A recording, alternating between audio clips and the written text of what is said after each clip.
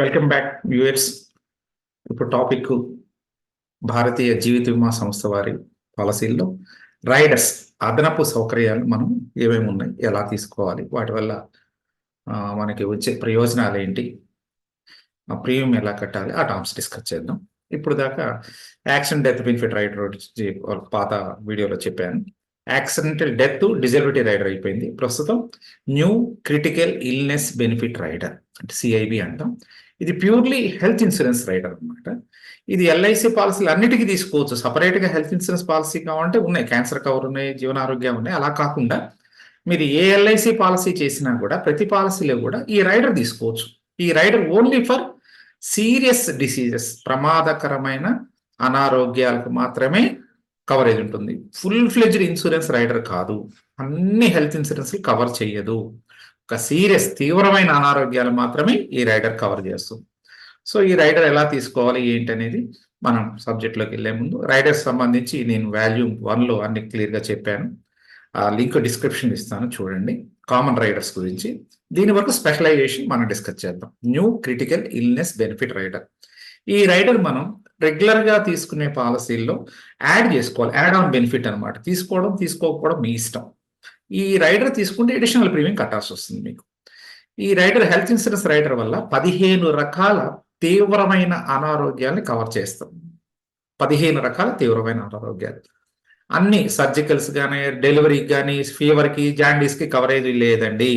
Only 15 రకాల తీవ్రమైన అనారోగ్యాలకి cover చేస్తాం. అవేంటో మరి చెప్తాను. ఈ పాలసీ తీసుకోవాలంటే మినిమం వయసు 18 ఏళ్ళు, మ్యాక్సిమం వయసు 65. 18 లోపల ఉన్న వాళ్ళకి ఇవ్వం, 65 దాటిన వాళ్ళకి ఇవ్వం.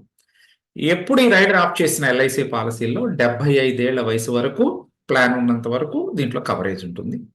మినిమం రైడర్ ₹1,00,000 తీసుకోవాలి, మ్యాక్సిమం 25 లక్షలు. అంటే అన్ని పాలసీలు కలిపి మీరు ఒకే పాలసీ 25 లక్షలు చేస్తే 25 తీసుకోండి.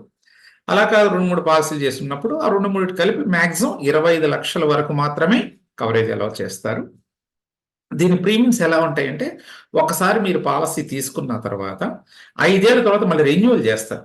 ప్రీమియమ్స్ అప్ అవ్వచ్చు, డౌన్ అవ్వచ్చు. ఆ క్లెయిమ్స్ రేషియో బట్టి, ప్లాన్ యొక్క ప్రెజెంటేషన్ బట్టి మీకు ప్రీమియమ్స్ వేరియబుల్ అవుతాయి. 5 ఇయర్స్ వరకు స్టాండర్డ్ ప్రీమియం అదే ఉంటుంది. 5 ఏళ్ల తర్వాత ప్రీమియం మారుతుంది. ఈ ప్రీమియం ఎప్పుడు నేను ఫిక్స్డ్గా దీంట్లో చెప్పలేను. ఎందుకంటే ఈ ప్రీమియం ఎలా ఉంటుందంటే హెల్త్ ఇన్సూరెన్స్ వయసు బట్టి, పాలసీ హోల్డర్ వయసు అయితే తక్కువ ఉంటే తక్కువ పడుతుంది, ఏజ్ పెరిగితే ఎక్కువ పడుతుంది.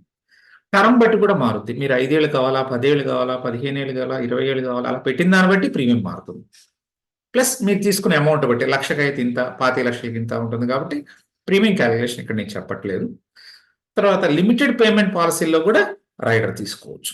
సో ఈ రైడర్కి వచ్చేసరికి అసలు ఏమేం కవర్ చేస్తాం బ్రీఫ్గా చెప్తున్నానండి. ఎందుకంటే ఈ డిసీజ్ సంబంధించి చెప్పాలంటే 15 డిసీజెస్, వీటన్నిటికీ 1 అవర్ పడుతుంది.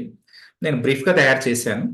నాకు దీంట్లో ఒక 2,000 వ్యూస్ కానీ వస్తే నేను డాక్టర్తో కన్సల్ట్ అయ్యి ప్రతి డిసీజ్ని పాయింట్ వైస్ ఏది ఇస్తారు ఏది ఇవ్వరు ఇంకో వీడియో తయారు చేస్తాను. సో ఇప్పుడు బ్రీఫ్గా వెళ్ళిపోదాం.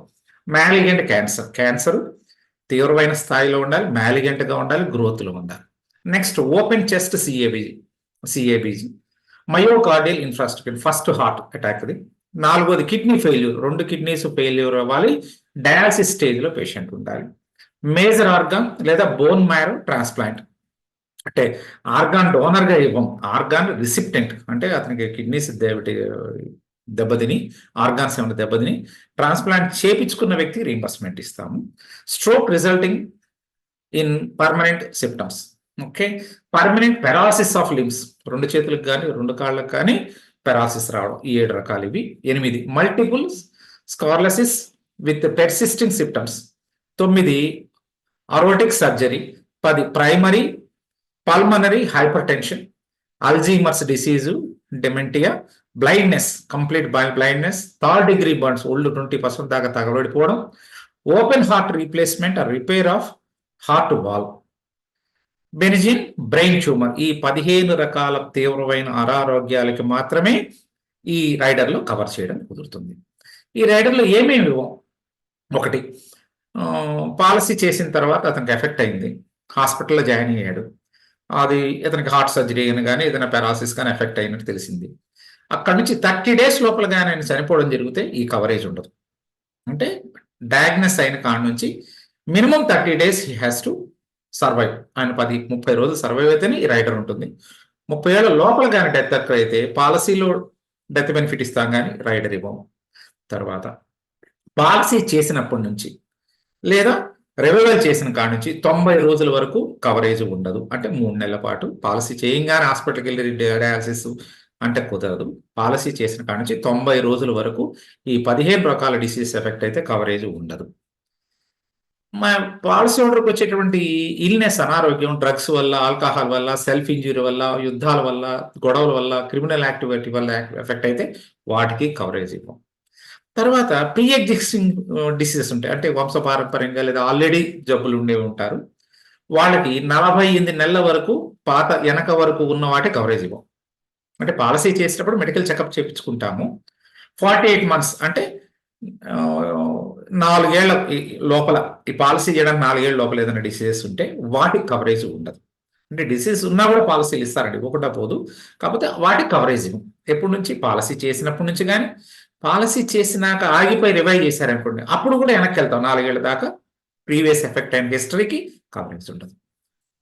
తర్వాత నాకు తెలుసు, నేను మెడిసిన్స్ తీసుకొని నాకేం కాదు, రిపోర్ట్స్ అక్కర్లేదు, నెగ్లెక్ట్ చేసిన మెడికల్ నెగ్లిజెన్సీ, రిపోర్ట్స్ అటెండ్ కాకుండా ఏం కాదనుకునే వాళ్ళు కూడా మీకు కవరేజ్ ఇవ్వం. తర్వాత ఈ క్రిటికల్ ఇల్నెస్ బెనిఫిట్ ఒక్కసారి మాత్రమే ఇస్తాం. ఒకసారి పెరాలసిస్ ఎఫెక్ట్ అయింది ఇచ్చేసామనుకోండి, అప్పటితో ఆ రైడర్ క్లోజ్ అయిపోయినట్టే.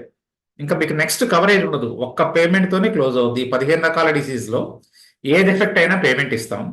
పేమెంట్ అయిన తర్వాత ఇంకా కవరేజ్ ఉండదు, క్లోజ్ అయిపోతుంది. వీటికి కొన్ని ఎగ్జంప్షన్స్ ఉన్నాయి. ఎగ్జంప్షన్స్ నేను మళ్ళీ డిస్కస్ చేస్తాను. పాలసీ పెయిడ్ అప్ అనుకున్న కవరేజ్ ఉండదు. దీంట్లో డెత్ బెనిఫిట్ ఉండదు. పాలసీలో చనిపోతే ఏమి ఇవ్వం, హెల్త్ కవరేజ్ కాబట్టి. మెచ్యూరిటీ బెనిఫిట్ ఉండదు. ఆదాయ పన్ను ఎగ్జంప్షన్ సపరేట్గా సెక్షన్ 80Dలో వస్తుంది. ఇన్సూరెన్స్ కవరేజ్ ఉండదు, ఓన్లీ మన హెల్త్ కవరేజ్ మాత్రం. దయచేసి ఈ పాలసీ యొక్క ప్రీమియము అనుగ్రహ దినాలు పెట్టుకోకుండా ప్రీమియం కట్టాల్సిన ఒక డేట్ ముందుగానే కట్టండి. అనుగ్రహ దినాలు దాటి కట్టినా మీకు ఇన్సూరెన్స్ కవరేజ్ ఉండదు. సో ఇవన్నీ టర్మ్స్ అండ్ కండిషన్లో ఫుల్ఫిల్ ఉన్నారు. ఎలా అప్లై చేయాలి? ఫస్ట్ 120 డేస్ లోపల డయాగ్నోస్ జరిగిన మన మెడికల్ డిసీజ్ ఐడెంటిఫై అవుతుంది కదా హాస్పిటల్లో, ఆ డేట్ నుంచి 120 రోజుల లోపల ఆఫీస్కి ఇంటిమేట్ చేయాలి. క్లెయిమ్ ఫార్మ్ ఉంటుంది, డిశ్చార్జ్ ఫామ్ ఉంటుంది, అది సంతకం చేసి నెఫ్ట్ పర్టికులర్స్ అంటే bank particulars, original policy bond, hospital records, hospital treatment summary, medical reports ఉంటే మెడికల్ రిపోర్ట్స్, యాక్సిడెంట్ ద్వారా జరిగితే FIR, పేపర్ కటింగ్స్, ఏదైనా సర్జరీ జరిగితే సర్జరీ రిపోర్టు, సర్జన్ రిపోర్టు, ఇవన్నీ సబ్మిట్ చేసి మనం 120 డేస్ లోపల ఆఫీస్కి అడిగినన్ని ఇచ్చేయాలి. ఇచ్చినా వాళ్ళు రిజిస్టర్ చేసుకుంటారు. రిజిస్టర్ చేసిన తర్వాత 30 రోజుల లోపల మీకు క్లెయిమ్ పే చేయాలి.